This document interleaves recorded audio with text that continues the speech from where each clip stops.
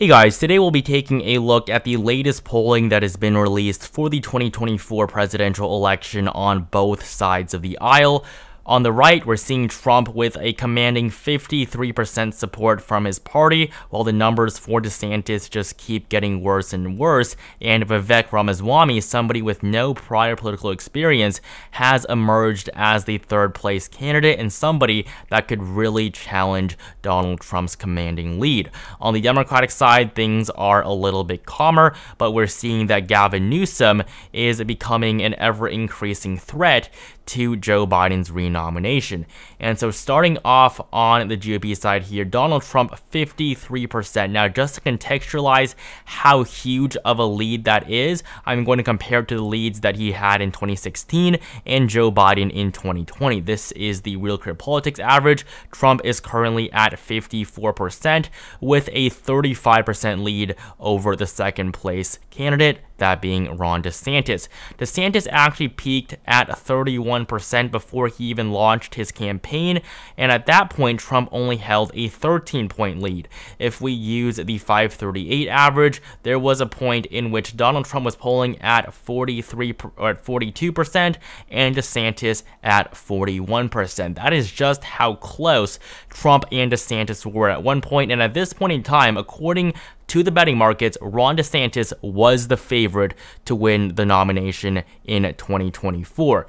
And so looking at the numbers now, Trump at 54%, that really is an amazingly large lead for a primary frontrunner without him being an incumbent president. If we look at Trump's lead in 2016, he never had a 50% lead, even at the very end of the primary where we were just about to enter in to the convention. If we look at the numbers at the very beginning in 2016, Jeb Bush was the frontrunner after the first few debates. This would be July to August of 2015, where we are right now in terms of the 2024 cycle. Trump was polling at around 20 to 30 points. He would come down to 20 again. This was when Ben Carson was surging. But in the very end, Trump would win the nomination, but he would not poll even near where he is polling right now. In 2020, we also had Joe Biden as the clear frontrunner for many months, and at that time, Biden was only polling at around 30%.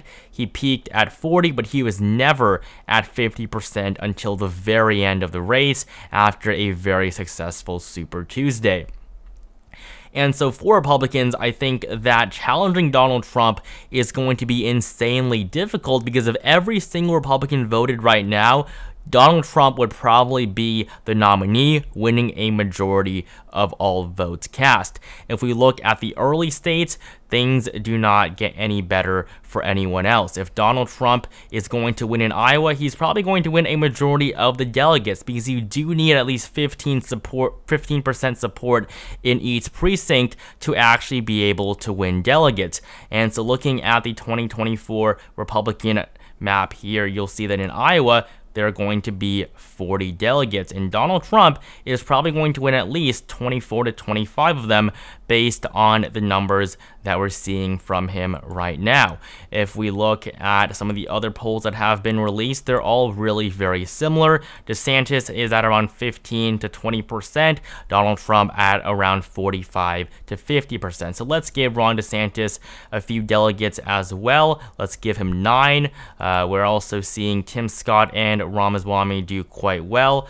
We're going to give Tim Scott a few delegates and then the rest to Ramaswamy. And with Iowa, Trump 25, DeSantis 9, Ramaswamy 2, and Tim Scott at 4. This is a big lead for Donald Trump, and if we're going to look at the second primary state, that being New Hampshire, things don't really get any better for anyone else. Trump at 41, DeSantis at 11. We're seeing a very similar story here in the second and first primary and a second contest in the GOP nominating process. I mean, Trump, let's give him 13 to 12 delegates there. Ron DeSantis, let's give him a few.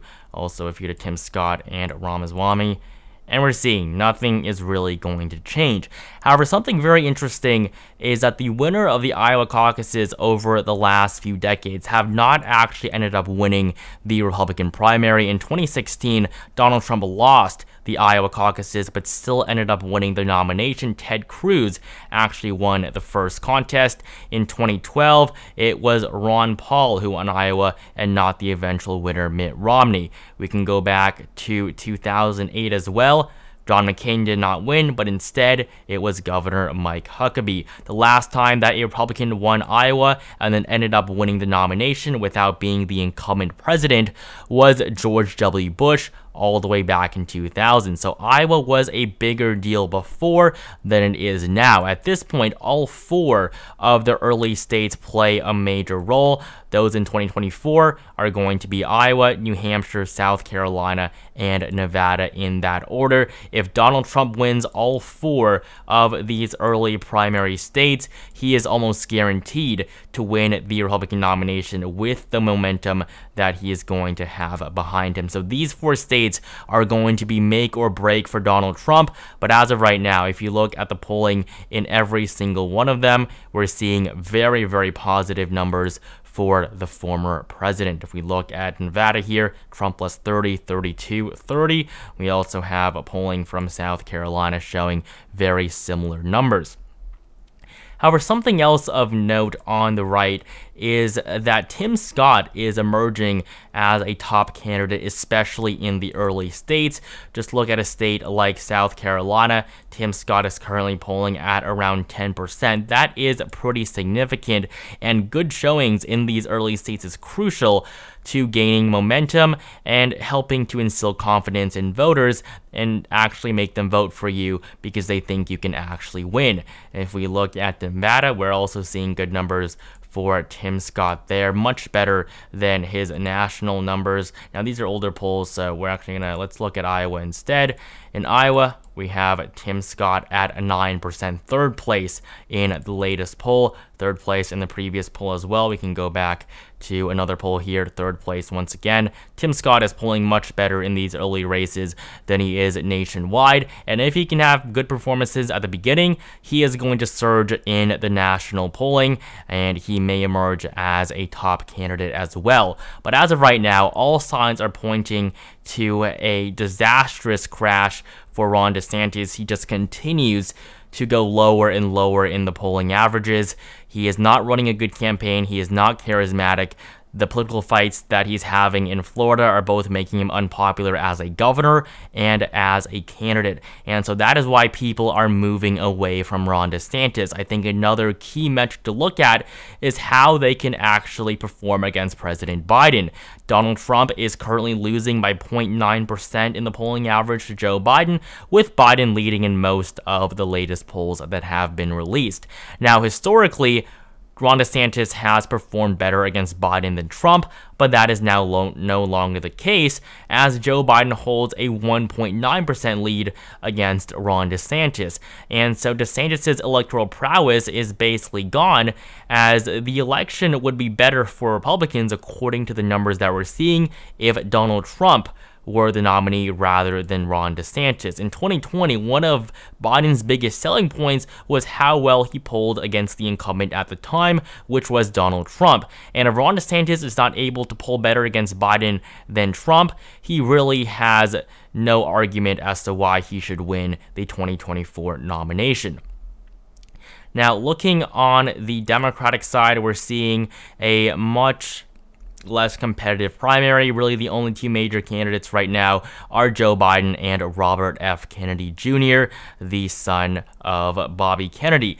And so when looking at the polling here, Biden is at 65% according to 538, Kennedy at 14. Now, the numbers for Biden aren't exactly great. Typically, incumbents are supported by a larger share of their party. However, Joe Biden's age and his handling of the economy have not been his greatest selling points, and so that's why he's not exactly performing the best, but he is still basically a shoo-in for the nomination. There are not going to be any debates. He is going to win every single primary race, and that's as long as his health continues to be good as it is right now. Looking at the betting market on the Democratic side, Joe Biden at 68, and Gavin Newsom at 20, with Kennedy at just 9. Now, Gavin Newsom is, of course, the incoming governor of California. He just won re-election in 2022 and is a major Democrat. I think in the future, Gavin Newsom does have the potential to be a nominee for president for the Democrats, but I don't believe it's going to be in 2024. However, people are betting on him right now. His odds have stabilized at around 14%, second only to the incumbent. Biden at 60 really is pretty low, considering that he almost has no challenge to the nomination. Really, the only challenge right now for Joe Biden is his age and his health, and that is why there are just so many people still betting against him. But as the primary nears, I think that we're going to see the numbers tick up for the incumbent. As you know, if we look at the betting markets here for who's going to win the eventual election, Joe Biden is actually the favorite with a 44% chance at winning. Now, I think this chart does a good job at showing just how significant the fall for DeSantis has been. If you look at the odds for him, at one point he was at 27 in June. Now he's not even in third place. He's at a 9% share. Gavin Newsom has a better chance at winning the 2024 presidential election than Ron DeSantis, according to where people are putting their money. At one point, DeSantis was the #1 candidate on this chart. He had a better chance than Joe Biden, than Donald Trump, and everybody else in this list right here. And so as time continues to go on, I think a Biden-Trump rematch is becoming more and more likely. And this is not good news for the Republicans. If we're seeing Joe Biden's unpopularity, we're seeing the same thing for Donald Trump.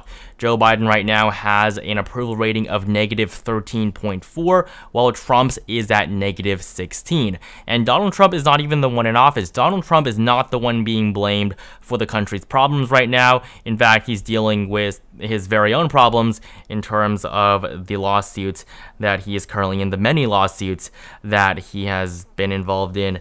And that really is leaving a souring taste in the mouths of many average Americans, especially those in the middle who don't want to vote for a convicted criminal to become the next president. As for the Republican base, Trump's numbers aren't really being affected by the fact that he's being sued, but for typical Americans in the middle, it really is going to make a difference. Joe Biden is not popular either, but he's not nearly as unpopular as Donald Trump. If we look at the 2024 map, really the states to win are essentially the same.